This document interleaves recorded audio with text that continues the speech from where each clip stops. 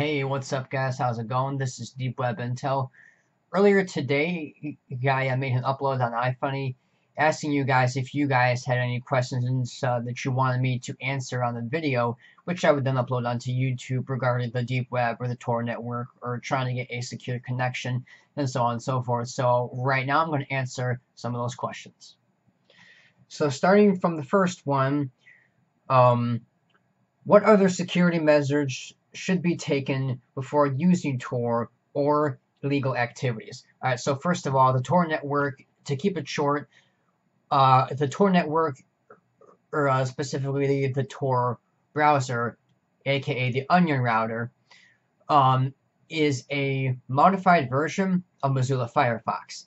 And what it pretty much does is it reroutes your IP address that you're connected to, like across the whole world, running it through what they call node servers. Okay, and therefore, like if you go online, it kind of makes you a little bit more, I guess, anonymous, if you could say that, if you want to say that.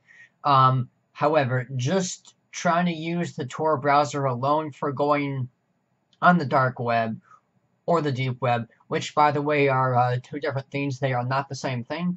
The difference between the deep web and dark web is that the dark web requires a special program in order to access that set or that side of the internet. The deep web is anything that cannot be looked up or searched through a normal search engine or anything like that in our relation. So with the Tor browser, for Windows, I would recommend that you also get a VPN, preferably one with the no logs as well. Again, you have to excuse my speech here for a second because I do still kind of trip up on my words sometimes. But you're going to want to have a VPN, as I mentioned, with the no logs. TunnelBear is a good one. I think Hotspot Shield's also a good one. I have the cracked version of Hotspot Shield, so it's like the full version for free. I got it off of a Pirate to Pay. Sorry, I started again. Moving on. Also, the other thing is as far as what kind of programs you use to keep your identity safe online, that's more of a user preference. Now, if you really wanted to be safe, you could get on a virtual machine, either on Linux or Tails or a disposable computer or something like that. But that's if you're really doing some sketchy stuff there. All right, moving on. What should be some red flags to stay away from? Definitely never maximize your Tor browser. The reason is because if you maximize your browser on your computer, there are scripts that can run in the background, which can check your screen size, which can be traced to, as far as I know, which can be traced to the computer or model that you use. Like maybe it's a older computer with an older motherboard and operating system or something like that. So never completely maximize your Tor browser. But as far as the red flags go, if it's a site that that the layout of the site looks kind of sketchy or just looks like a cheap website, probably something that you want to stay away from. Any site that requires to run scripts in the background, you probably want to stay away from those. With the Tor browser, mic settings I have configured for medium high. If you go into the security settings, you can choose low, medium high, or high. Obviously, the higher you go up, the more stuff it will restrict as you browse. And one fun fact, the Tor browser was originally created through the Navy, I believe, and they used it for like a few years, and then once it was obsolete for them, they then released it to the public, which is why it's open source right now. How do you know an online market is reliable? You don't know 100%, and you never will. It's not so much the markets that you have to watch out for. It's the vendors and the the distributors that you have to watch out for. I know that recently the Alpha Band Hansa market was shut down. Dream Market, which is what I have sometimes used. Lately, I've heard it's been compromised, like the police or some police of some sort have compromised a few accounts, and soon in the next few months, the Dream Market is going to go offline. But there are other websites where you send them like $60 worth in bitcoins, and they will tell you legit sites. The reason why they have those sites out there is because you are better off to spend $60 on something than to get scammed on like hundreds and hundreds of dollars on something that you might be looking for, possibly.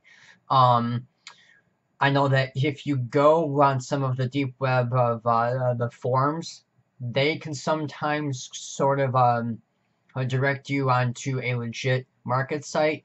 The Dream Market can still be used. It's a good market because on the vendors and the products that they sell on there, it allows you to leave reviews for the product or the vendor. So it's pretty much like an eBay account.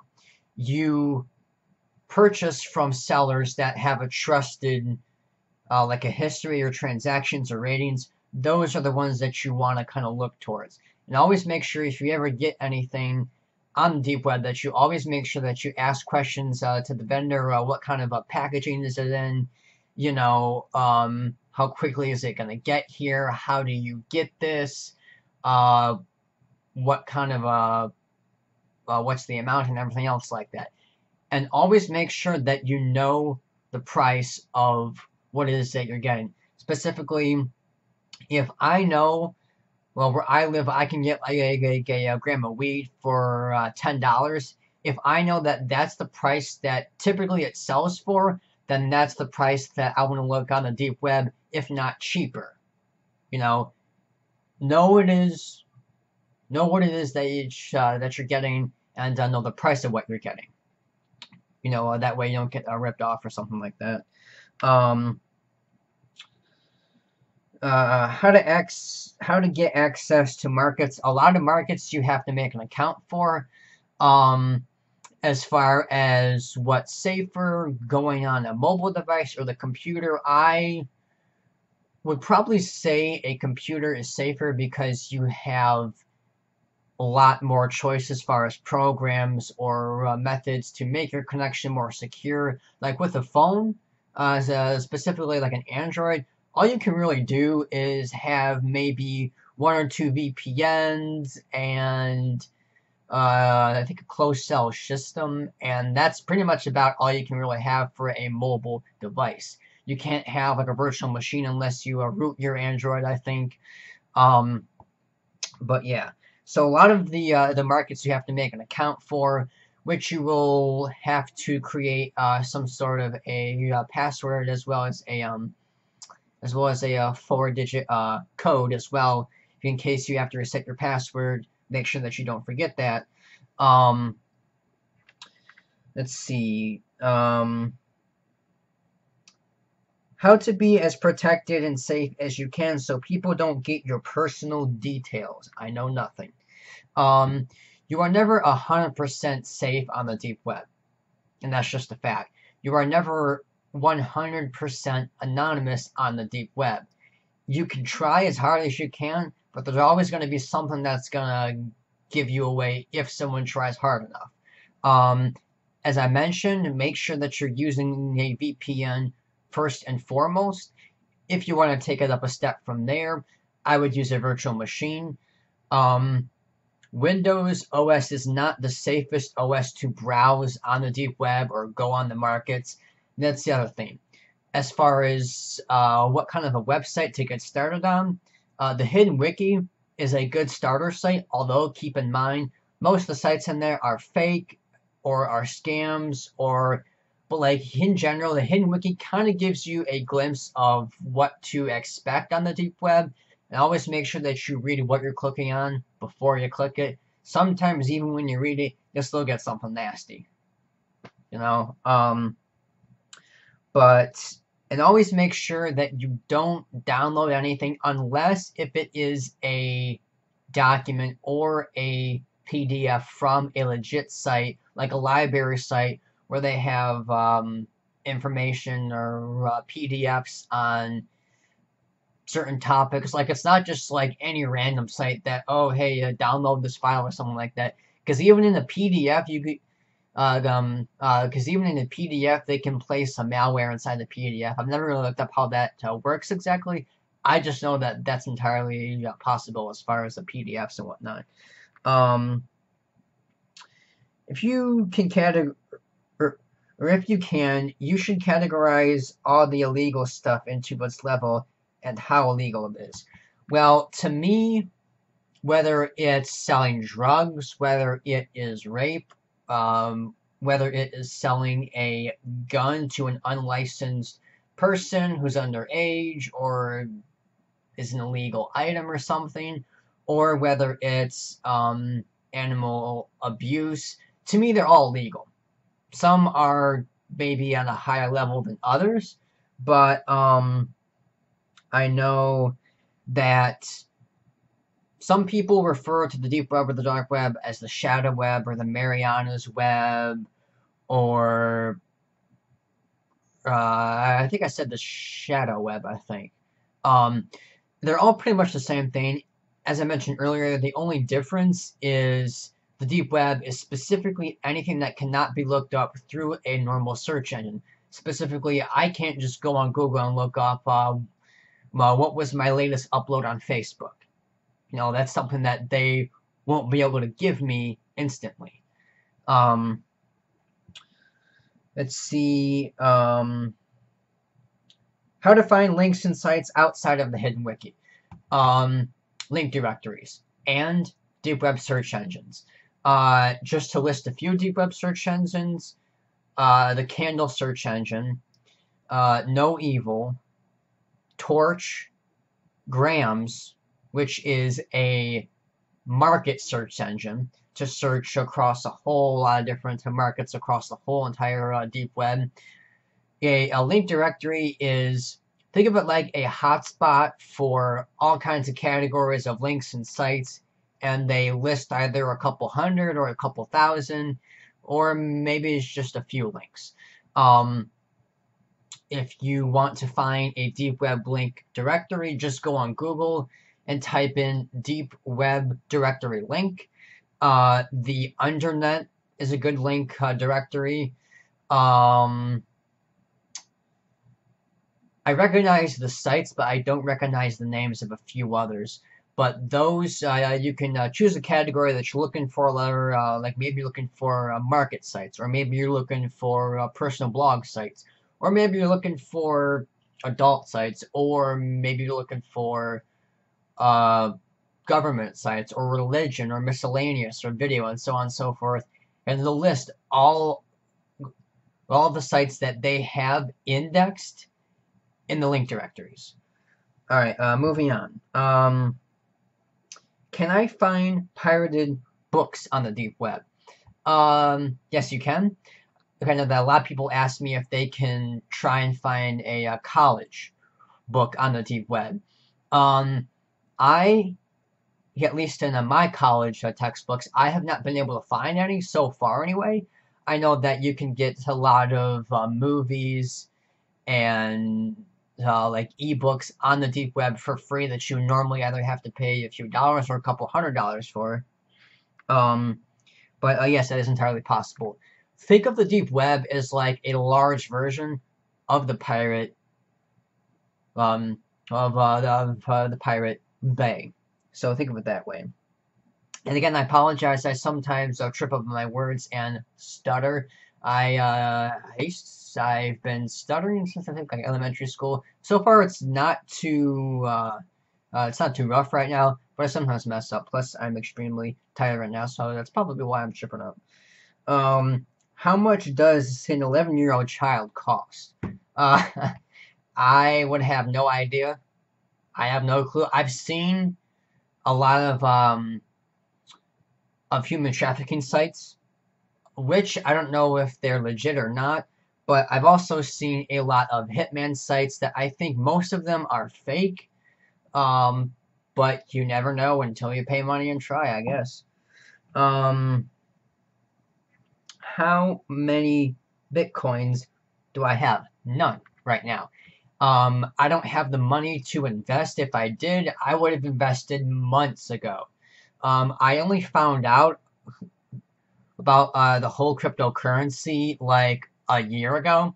Last time it crashed, I think, was last fall when it was like 600. It was 1,000 back in February, I believe.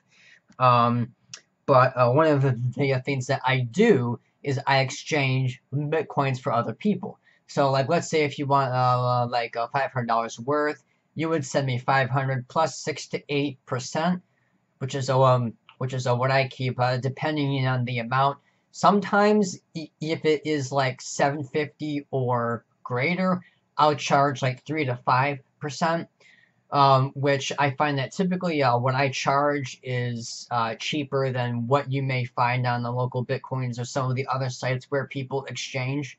Right now, the value of Bitcoins is like 4,530, I believe. I think is what it is. How to get Bitcoins. I use Coinbase. One of the good things with Coinbase is you can link like a credit card or a debit card or a bank account, and you can instantly purchase Bitcoin. The only problem is if you are someone who is looking to get a large amount quickly, like let's say if you're looking to get like 200 quickly. Well, here's the catch. Well, when you make an account with Coinbase, until you register or verify some form of an ID, like a license or a state ID, is you can only spend up to $50 per week. Then once you do that, I think it goes up to 150. Yeah, then once you spend 1,000, it goes up to 750. And then once you 2 months after that, it goes up to 1,500. And then 2 months after that, it goes up to 3,000. And then 4 weeks after that, it goes up to 6,000. Right now, I've been using Coinbase since like November-ish. So I've completely maxed out my limits of 6,000 per week on my card and 15,000 per week via my bank account. So if you ever need any Bitcoin, either comment, let me know. I'll hook you up. My Twitter is DeepWebIFunny. If you want to message me on there, just let me know. I accept Google Wallet and Square Cash. All right, moving on. How do you access the deep web? I'm joking, of course. I would hope so, because I answer that question all the goddamn time. I've already explained it. Just go back in the video. As far as some other things that I would want to mention, probably going on the deep web is not illegal. It's not illegal. Going on the dark web is not illegal. It depends on what you do and if you participate in the illegal activities or not. I know that the deep web, or like specifically, if you want to be specific, the so-called Tor Network is only 30% of the dark web, which is only the illegal stuff. It's around 30%. No one knows exactly, but that's what I've read. A lot of the dark web or the Tor network is used for freedom of speech, journalism, censorship, or maybe if you're in a country like North Korea where you can't speak your mind, you can't be verbal about stuff. So then they resort to private communication across the Tor network or across the deep web, as you would call it. The red rooms, people have some think that they're real, some people don't. I personally think that they are real, just because nobody has come up and say with legit evidence that I was in a red room doesn't mean that they're not real. A red room is essentially live streaming torture, meaning that to get in to view it, you have to pay. As far as I know, there's multiple background checks involved, and they give you special software to view it, I guess, because the Tor network is way too slow to live stream anything, because it's rerouting your IP address here, here, and here, and here, and that's why it's often slow. I also know that obviously they do all the background checks if you happen to get into one, because they want to make sure that you don't have any connections to law enforcement or anything like that. Now, if you want to spend the extra money, you can not only pay to get in, but you can also be the controller, meaning that whatever you say happens to the victim. So maybe you want them to cut their fingers off. You say it, they do it. Let your imagination run with that. As far as would I recommend you taking a visit on the dark web or the Tor network? Definitely. The reason why I say that is because it's a part of the internet that not many people know about or get to see. So it's definitely something that I think would be worth it. Just make sure that you know what to expect. Don't get freaked out at this stuff. I've seen a lot of shit. Believe me, I know it sucks. Animal torture and all these other cruel things. Gun websites, drug websites, human trafficking, cannibalism, and all these other things. I've seen it. You get used to it. It is what it is. Humans are cruel. The world sucks. It's not going to get any better, guys. But yeah, if you guys have any questions, if I missed anything, if you want me to cover something else in a new video that I make soon, let me know. Make sure to leave a like and a good, pleasant comment, and make sure that you are subscribed, because I always like to entertain you guys, whether it's on Snapchat, Twitch, Twitter, Instagram, iFunny, and all those other social media sites. So until then, guys, have a good day, and messing with my words again, browse safe.